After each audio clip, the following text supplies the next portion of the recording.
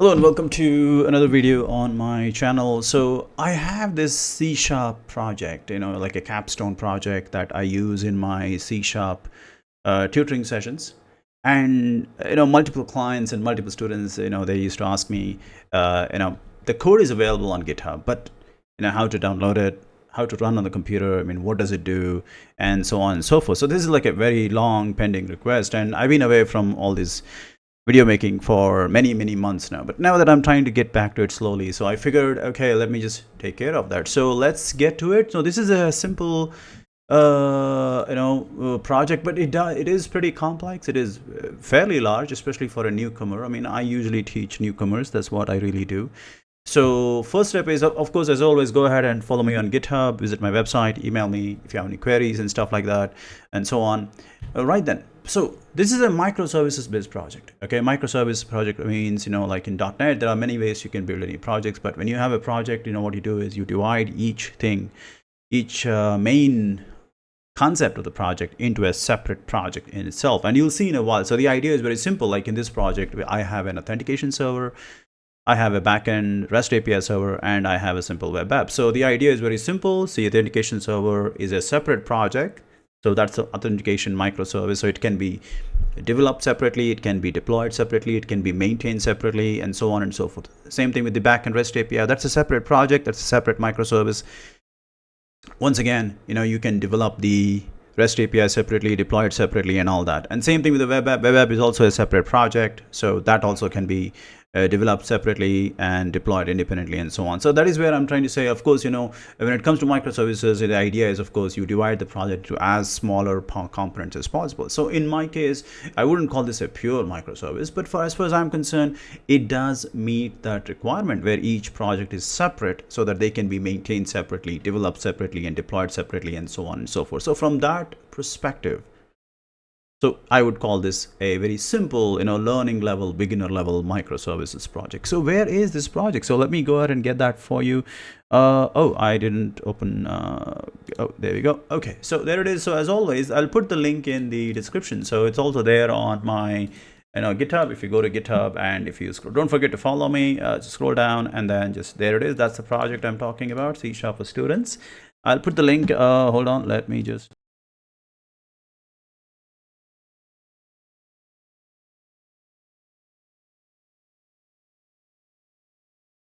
Okay then, so here, if you scroll down, there it is, revisiting C# 2024, click on this. And then here, scroll down, go to microservices and projects. And here, scroll down and go to Mango till section 5. And this is the project I'm talking about. So I'm going to put this link in the video description so you can get to it directly. So this is the project I'm talking about. So as I said, there are three things: the web app, the authentication API, and coupon API. All of them are separate, so that way, I've given some steps on how to do it right here. As always, all my projects, I make sure I put detailed documentation as much as possible. So what are the different topics we'll be covering here, guys? So let's just go here. So there you go. It's an introduction to the microservice architecture. How to consume authentication and third-party API. There we go. .NET identity library with OAuth, JW tokens. That's a spelling mistake. I'll fix it next time. Roles, roles in authentication and authorization, and obviously how to do CRUD with SQLite, entity framework, and authentication and authorizations. I mean, how do you integrate, the authorization to your API, and of course, how to use Swagger UI, and also, of course, connecting to the third-party API. So all these main topics are covered in this project. And if you're applying for your first job, or if you're applying for an internship as a student or something, you do this much. This is more than enough proof that you have an idea about C# programming, you have an idea about how to build web APIs, you have an idea about how to use OAuth with authentication and authorization. You also have an idea on how to use Visual Studio and how to use JSON and how to use JWT tokens. And there's a lot going on here. It is a very simple project. And of course, you also know how to build a web app, how to use Bootstrap, how to do navigation, and how to do CRUD, and also how to use Swagger UI and all that. So there is a lot going on in this very, very simple project. And again, I don't want to take full credit. I also, like, of course I've been doing C# and .NET for like 12 plus years now, but I also there was this course here. I mentioned it here. There's a course called C# course from Udemy. It's called C# 10 Ultimate Guide Beginner to Advanced. If I were you, I would definitely check out that course on Udemy, because I learned a lot and I was able to use the tutorial videos and the code that he gave me while building this project. So I was able to combine my own experience plus the things that this guy was talking about, which is the C# 10 Ultimate Guide Beginner to. I mentioned it there, so credit where it is due. So anyway, let's keep going. So now the biggest question my students ask me is how to run the project. Okay, fine, the code is there. You can go to GitHub and you can open and click on new tab. You can go look at the controller. You can see how the controller was built. You can see all the code. Everything is there. And I always leave some comments and documents what everything is working. Perfect. But how do you run this on your computer? That is the question, isn't it? And a lot of times that is the main thing. You have the code in front of you, but how do you run it on your machine? Okay. Now, one thing I want to mention is you can see here, I have tested this on VS Code and I have tested it on Visual Studio. Now, right now I'm on a Windows machine, my dear students. So I'm going to be running this on Visual Studio, but I want you to know that I have tested it on VS Code on both Mac and Windows. So if you're learning on a Mac, good for you. So go ahead. I put the steps here already. I even wrote a blog post about this. So you can actually go ahead and check out the blog post where I've given some steps on how to run this project. Oh, hold on how to run this project in VS Code. There you go. So that's there. It runs just fine. So I've given detailed steps. So, and of course, if you go to my blog, don't forget to follow me and stuff like that on my Medium blog. So I do put tutorials and things like that on a regular basis. I have a lot of tutorials going on in my Medium blog as well. Yeah, there you go. That's my Medium blog. I'll put this link also in the description. Hold on.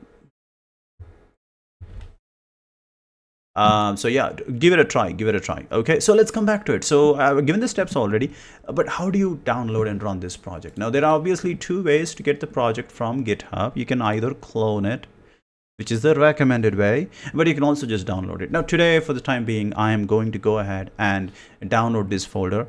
Right, but if you want to know about GitHub and everything, I have a lot of videos about GitHub on my YouTube channel. So just check out playlists, and you have the how to use GitHub steps. So I'm going to just go and make my life a little simple. I'm going to download this entire project. There you go.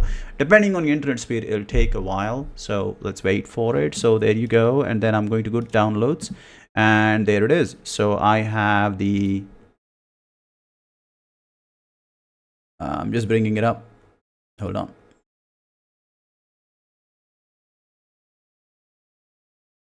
Okay, I just downloaded it and it is here. So let me right click it and extract, and let's do that.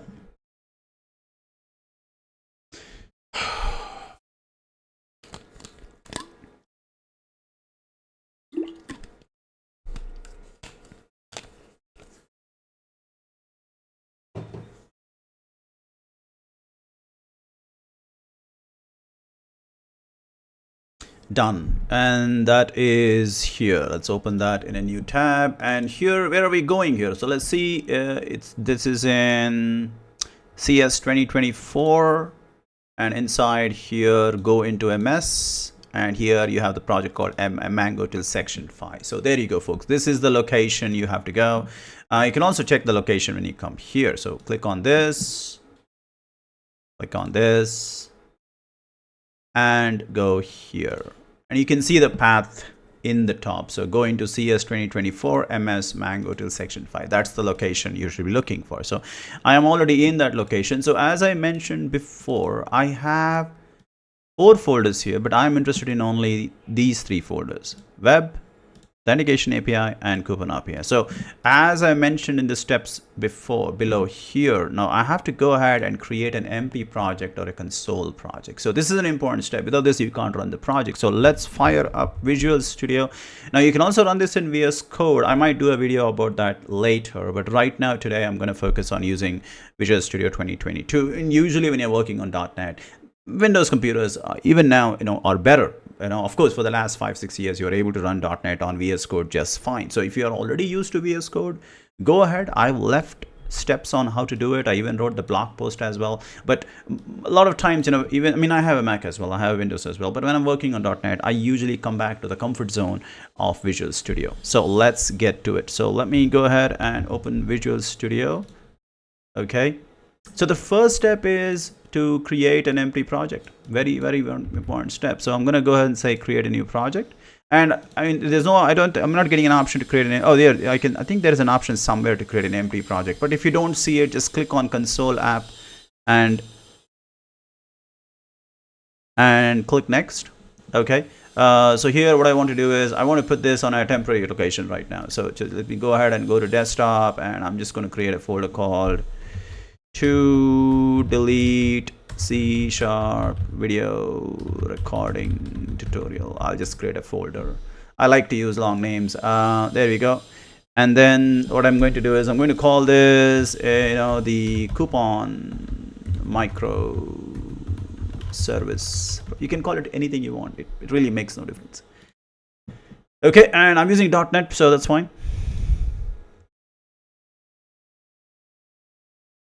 There you go. So that's the first step. So make sure you have an empty project. Now we don't really need this anymore, but if you want, you can leave it there. That's also okay. So right click, and then you have an option called add, and then existing project. And here we are going to go to the download section, and here we are going to C# main, and here we are going to CS 2024 MS. Hold on.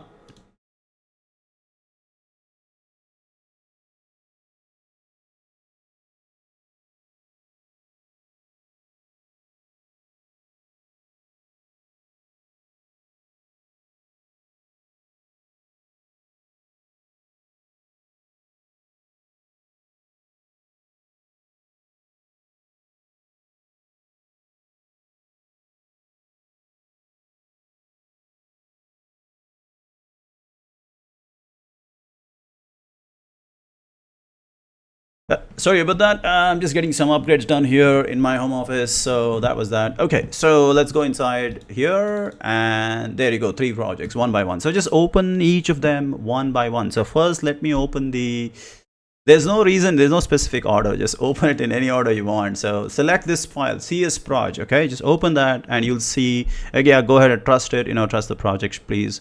And then there you go. That project gets added. So that's one done. 2 more to go. So again, let's go ahead. Right click on solution, add existing project. So web is already done. Next, I'm going to add the auth API. Okay, that is done, and the last project is coupon API, and there it is. Okay, so we have all 3 here. We have the coupon project. That's the one which we don't need. Just ignore that. So we have the web project, we have the coupon project, we have the API project. So that part is really, really done. Now the next step for you to do is it's already configured. So the next step is it's Visual Studio. So just go ahead and click on build, rebuild. Now you can also use build solution, but I am using rebuild just for the sake of it. So that part is done. You should not get any errors usually. I already tested this project before recording this video, so I've checked it, made sure everything works just fine. So that part is really, really great. Now the next thing I want to do here is you have to set the starter project. That's the step I put here. So set multiple startup projects. So let's do that, right? So go here, right click, go to properties, and you'll get an option here called startup project. Now when you go to startup project, usually it will be set for a single project. Now remember, we are using the microservice architecture, so we have multiple projects, so we have to run all of them at the same time. So you'll select the option called multiple startup projects, and then you're going to say authentication API. So that's going to be start. You do want to debug, so you select the regular start. And now the one which says coupon microservice, we don't need that. Remember, I told you that it's just a dummy project. You don't need to run it. Even if you run it, it doesn't affect anything, but just ignore it, or if you want, you can delete it. I'm going to leave it as it is. So I want these 3 things. Click on apply, and the moment you do that, you'll see in the top it says multiple startup projects. Now one thing to remember here is, now we are dealing with authentication, we are dealing with like a backend web API. So when we talk about any kind of authentication or backend REST API, at some point you have to store the information in a database. Okay, so that is another point I'm trying to talk about here. So you'll see here that both the authentication API and the coupon API have to store, like the coupon API has to store the coupons in a database, and the authentication API has to store the username, password, and also the user roles for the purpose of running the authentication server. So what I have done is I'm using EF Core or Entity Framework, and Entity Framework is a library given by Microsoft which allows you to interact with your database without having to write any SQL queries, and it makes database management really simple. So I am a big fan of EF Core. I'm sure I have put some EF Core. Yeah, they have put a lot of EF Core demos right here. Look at that. Let me just put that link in the video description in case you're curious and you want to go ahead and give it. There you go. So I have put some EF Core demo. So let me just put that in the video description here. So I have done that. Right, so I have gone ahead and included that. So if you're curious how Entity Framework works, just go ahead and give it a try. The code is available there, and I have put the code example code. I'll make a video also about that in some point in the future. So coming back, so what I'm trying to say is I have already configured EF Core on this computer, and the best part is I've gone ahead, and it's not the best practice or anything, but I have gone ahead and included the database in the project. So you don't even need to worry about configuring the database. It's already included, so go crazy with it. It's already there. But just in case you want to start your own database, you want to start with a fresh database, like I said, I put the link in the description on how to use Entity Framework. There's a demo code and everything. Practice with it and come back and create your own database. But in this project, you don't need to do that. The database is already included, so you can just open and run. So there you go. This is the database I'm talking about. You can see it on the right side. I have the local database and everything, so that part is fine. And then in authentication, that's the authentication server. Database is working fine. And the coupon server, again, the database is working just fine. So you can see that for yourself. But if you want to do your own database, you can always do that. And you know what the best part is, once you get this project running, in fact, I've left some challenges here, coding challenges. One of the challenges is right now the project is working with SQLite. Why don't you go ahead and try to make this project with an SQL server? I mean, you could go online on Azure. If you don't have an Azure paid account, if you're a student or something, you can sign up for a trial account and then create some dummy SQL server for a very low price, even if it's not free, and then try to make it work with this project. So that is a challenge there. Another challenge I've given you is that when you see the project, I'll talk about this a little bit, but I have given the code for adding and deleting the coupons. Obviously how to see the coupons, but I haven't put the code for editing the coupons. So you can take that as a challenge, and if you do solve it, just let me know. Okay, anyway, so coming back, so the database is already configured for you, so you don't need to worry about it.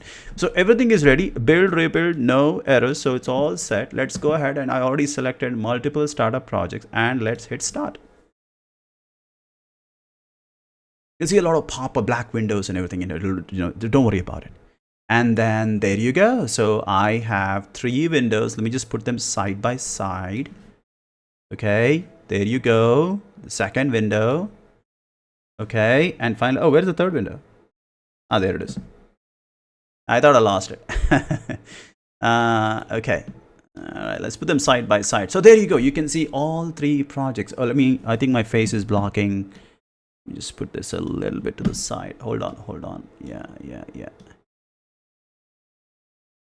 Okay, there you go. So here on the left side, you can see that, this is called Swagger when you're working on a API project. Now remember, authentication server, backend, REST API server, they all use the same API technology. It's just that the way they do things is a little bit different. But at the end of the day, they're all API servers.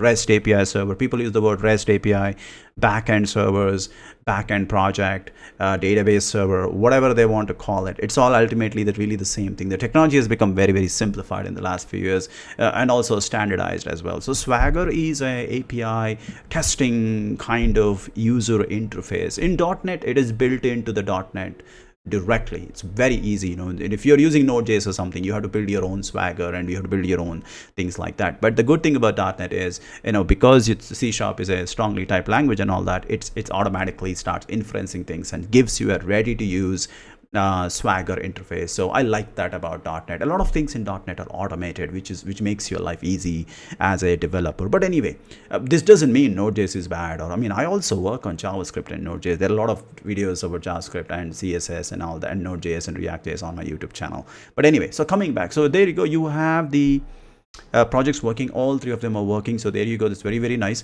Now first, let's see how it works. Right now, remember, if you don't want to use Swagger for some reason, or actually I would recommend you also use Postman. Okay, so don't forget that.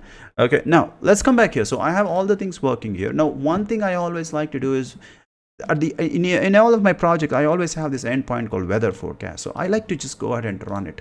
So you also do the same thing. So if you get a response, that means at least your project is running. So let's do that for the authentication server as well. So let me make this bigger. Scroll down. There you go. Weather forecast. Click on try it out. Execute, and you get a response. So that means the server is running. So whenever you are doing something, it's a good idea to test if your backend server is running, so that if you get an error, at least you know the error is something to do with the coding and not your basic server. So it's a good way to test things. So there you go. That's one thing. Now let's look at our web app. So there you go. The web app is working. Now first thing is, this we are testing for what? We are testing for authentication. We are testing for looking at the coupons and everything, right? So let's go here. Now there's a button here on the top. It's called Test Simple Authorize. I hope you can see it in the video. Let me just zoom in. So there you go. There's a button called Test Simple Authorize, right? You see that? Okay, good. And you also have the content management, and then there's a button called Coupon. So that's great. And then you have here a button called Login, and then you have a button called Register. So all that is great. First, if you click on this, it'll try to, it's an authorized testing, So this page will only come if you're logged in. So let's remember that for a second. And if I go to this coupon thing, it says coupon list has been loaded successfully, but actually it is supposed to say, you're unauthorized. But I think it is showing that it's loading because I already logged in before I recorded this video. So let's do one thing, guys. So let me take this. Let me bring up Google Chrome, Well, during development, I've started using Google Chrome these days. So there you go. So, all right. And let's open the developer tools here. Right? Okay, so if there are any errors, it'll come in the console. So if I click on this now, it says, okay, login. So far, so good. If I go to content and say coupon, it says unauthorized. There you go.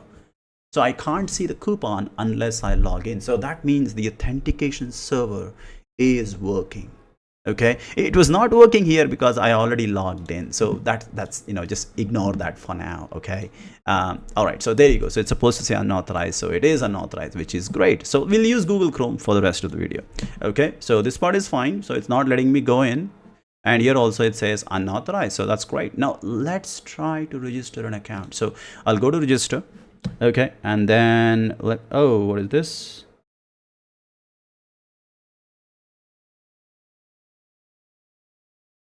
Okay, I have my notes here. So let me try to create a user account. So I'm going to say hello@user.com, and here I'm going to say hello user. Okay, and I'm going to say phone number 123456789, and then the password can be anything you want. It's fine. So I'm just going to say password $901. Okay, and then we'll just pick some role. Okay, and I'm going to try to register. Oh no. Okay, now remember I told you that I've already sent you a database.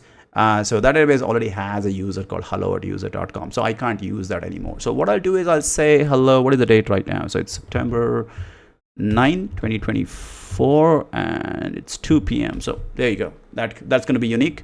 And then I'm going to say, I'm going to make a copy of this so that I don't forget it, right? So let me just make a copy of that. And also let me make a copy of the password so that I don't forget that. Okay, good. So now if I register, I think it will work. There you go. Registration successful. Oh, there's some background noise. I hope the microphone is... Okay. The background microphone is not picking up. Oh, that's good. There was some loud noise in the background. Sorry. So now that the registration is successful, I should be able to log in. That's fine. So I have my username. Okay. And then I put the password.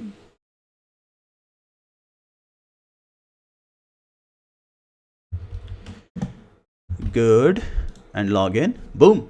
you can see here on the top right corner, I'm successfully logged in. So that's good, isn't it? Okay, so now let's try this out. Before I logged in, let me open a private tab just to show you again. So if I go this one, and if I try to say, it's asked me to log in, it won't let me. And if I try to get the coupon, it says unauthorized. So when you're not logged in, that happens. So now that I'm logged in, let's see what happens. First step, if I click on this test simple authorize, it says, boom, I'm able to see the page. So that means, again, your authentication and authorization server is working fine, and it is integrated just fine into your web app. Very, very nice. Now, the next thing is, let's look at the coupon. Now, as we saw a few seconds ago, we can't see the coupons because we are not authorized to see it. So if I go to coupon and it says, hey, coupon list has been successfully loaded. And if I go here and if I try to, let's say I don't enter anything. So there is some basic, UI validation happening. That's good. I'll just add a coupon code. I'll just say ABC. Discount amount, let's call it 6.2. It doesn't matter, just something, anything. And then of course I'll just say 100 and I'll say create. And there it is. It's added.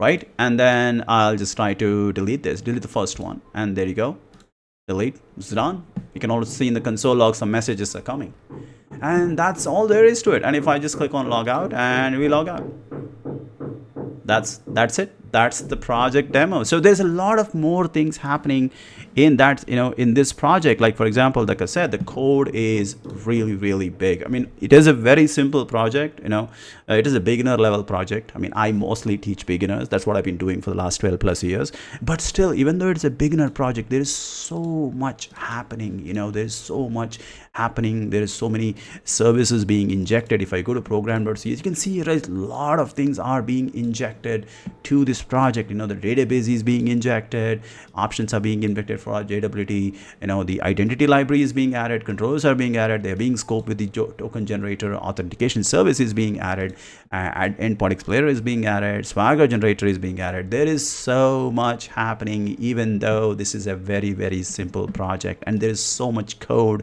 being written. You have data context, you have migrations, you have the data mod DTOs, you have the services, many services, both for authentication and also for making web calls. Same thing here with the coupon API. Look at that once again.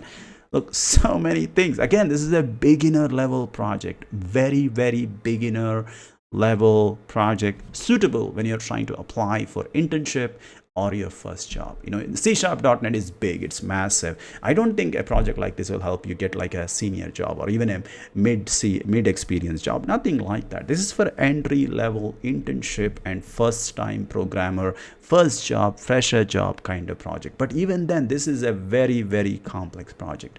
And to make it all better, we are using the microservice model, so it looks more standardized and things like that. So once again, look at this. It has so many controllers, you have so many code going on here, CRUD with databases. Obviously, we are using a live database, so that is good. Things are getting stored. Again, you have the database context. You have, hold on, let me, there we go.